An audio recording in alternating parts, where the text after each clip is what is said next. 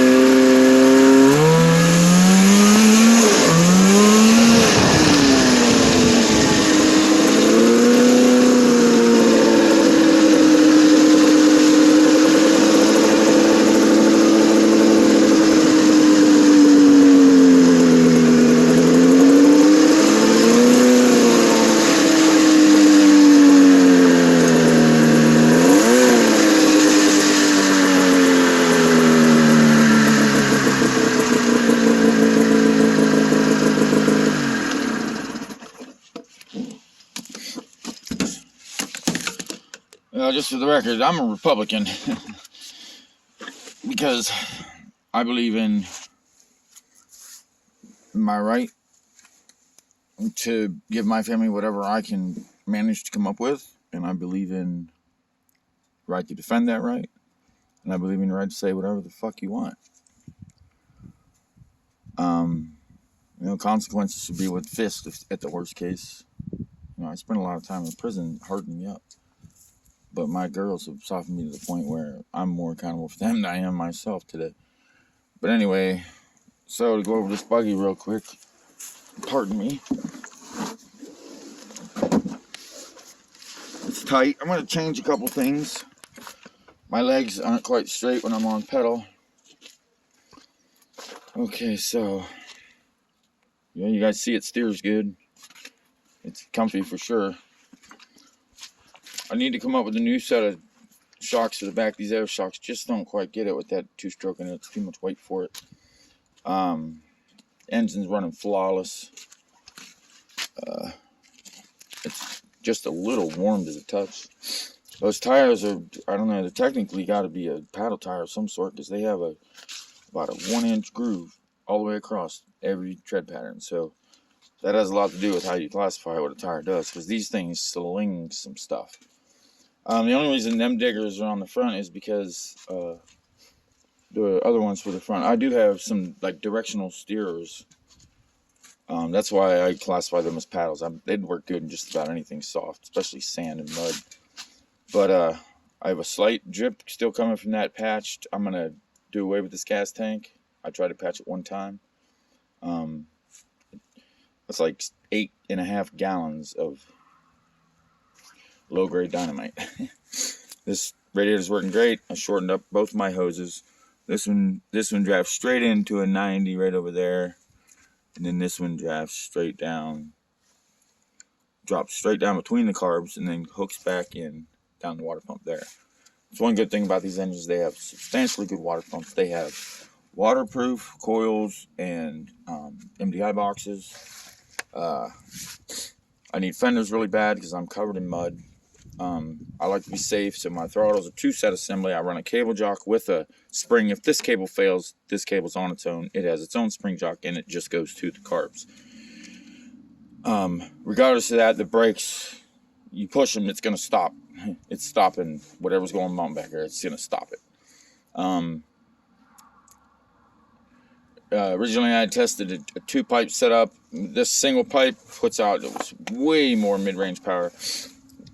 The muffler can, absolutely necessary, more mid-range, low-range power, and without it, it's insanely loud. I want to flip my pedals. I want to hang my pedals. There's my reservoirs for front and back. My fronts are shared on one, and the back goes on one. You see, I still got rust. I got rust on my welds because I ain't finished everything. Test and tune. I finally think I have it where it's reliable. I think I could take it to the hill climbs for a day, or maybe to the sand drags, and see what's capable of it. I got to figure out something with the steering, maybe a dampener. It's way too. The input. Your input is just too good. Oversteer, of course. It's like, I don't want to slow it. If I slow the input down, right now it's center wheel. I think it's turn to lock. It's turn and a half total. So right there, you got, okay, turn to lock. Okay, about 1 3/4 turn from left lock to right lock. Sometimes you can't turn it that fast. I don't know. I thought about putting a spinner on the wheel, but I could speed up. I have a couple different options here. I could speed it up, or I could slow it down some more. When you slow it down, remember, slowing it down over-exemplifies any play you have. Now, I have some play, but if you see these together, things are moving. There's a little bit right there. I got about 1 inch of play. It's super easy to turn. It's a strange driving position because I'm it's like the wheels are, I can feel the air off of them when I turn right or left. I'm very close to the wheel. It's like driver's head.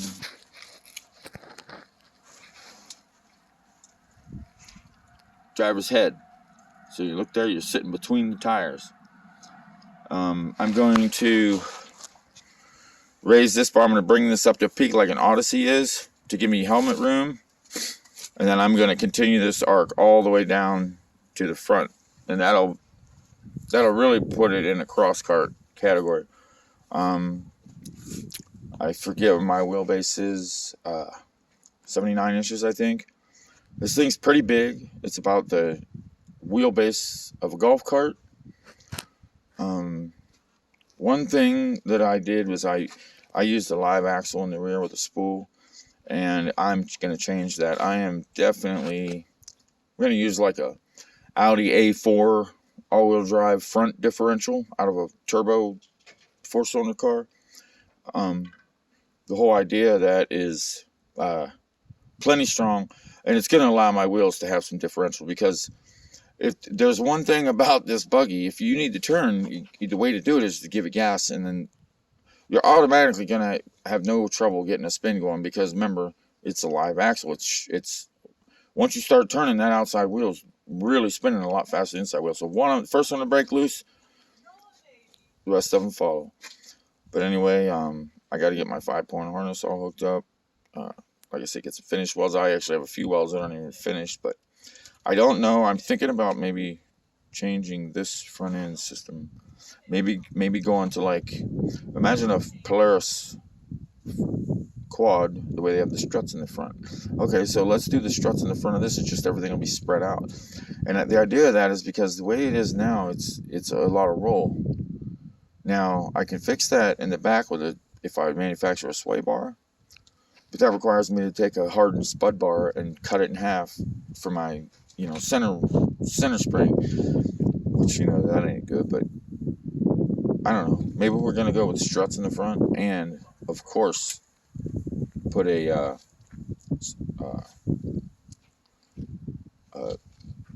like a sway bar on the back. Think of like the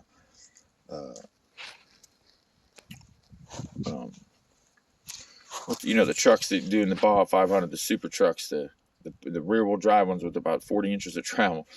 That's the way their setups are. So I don't know. I might go that way. I could put a differential in the rear out of like a Terex 750 UTV or a Razor, or anything will work. I could run a helicopter shaft up to the front and make this thing 4-wheel drive. I thought to myself, how would this thing respond if it had front tires pulling? I thought to myself, geez, it would be on rails, but I would have to get a professional pedal box and a 100% play-free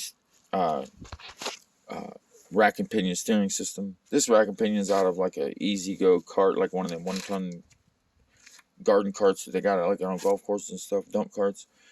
It's fantastic. It's powerful. It's quick. It's smooth. Anyway, guys, I just wanted to touch base with you and let you know that it's exactly what I thought, and then some. It's not only fast, it's scary fast. I don't know. I was full throttle pulls on this thing. Maybe the longest I've held a full throttle pull is maybe 4 or 5 seconds, because I'm coming down on them roads. I don't even know it on the pavement. I'm doing in my estimates, I'm over 60 mile an hour for sure. And this thing has at 9,000 RPMs, it'd be going 89.97 mile an hour. Now, it's actually, I don't want it to go that fast. I want it to go slower. If it goes slower, then it responds better, torque-wise when you're out, and the kind of thing I'd be doing. But then again, I thought, what, if I can break them loose from a dead stop, if I can be rolling 15 mile an hour, hammer the fuel, hammer the gas, and this thing every time will break it loose. It will boil them. And if I got that kind of torque, maybe I'm okay. Maybe I can go 100 miles in this thing. I don't know. But until I do that, I need some kind of stabilizer. I need the steering to be a little more on point. and I need it to not roll, because people don't realize when a race chassis rolls, the car turns. That's because it changes the camber and the toe. It changes things. You know what I'm saying? Like an Ackerman effect. Only it's like they call it. I remember in the front wheel drive cars they used to call it torque steer. Well, think of it more like flex steer. This thing's light. I can move the back if I have to, but I can pick up the front with one hand. And of course, freaking thing has a live axle, so it makes it more difficult. But I can pick up the front with one hand and turn this thing pretty easily if I get against something. It's extremely light. A good wreck would probably break it to pieces. But like I said, I got a Simpson 5-point in there. I got right here, I got a side strap to hook up, and I need to pull the center strap up and through. I hooked them up, and then I got a Simpson 5-point. But I want to get the cabin. Right now, the way it is, I can hit my head on this edge right here, and on the front bar, if my butt ain't 100% planted, my head will bump right there. Now, we all know that the one thing I don't want my head to hit is the freaking roll bars, because that's the whole idea of having roll bars, keep your head from hitting stuff. But anyway, we're gonna change it. Bring it up like this a little bit. Bring it up about here, 5-6 inches above my head, and then we're gonna bring this angle down like this to here. Cage it in, and it should provide way better entryway. It's gonna open that wide open with the steering wheel out, and this wide open. Of course, we're gonna have down bars. We're gonna have cross bars on the opposite side, and then we put identical opposite engineered braces on this side that do the same thing, only in a different place, and we're going to leave myself a nice opening to go into. We'll see. I need fenders for sure. This thing slings dirt. In the back, I've never like taken a picture of the roost or anything. So anyway, guys, I'm going to wrap it up. Next little SL to 125 right there. That's the next thing. We're going to totally change the point ignition over to Chinese electronic ignition. I'm going to double the performance of it, and I'm going to make it a one-kick, 365 days a year in Ohio rider. Anyway, guys, I really appreciate y'all hanging out. I'll see you later.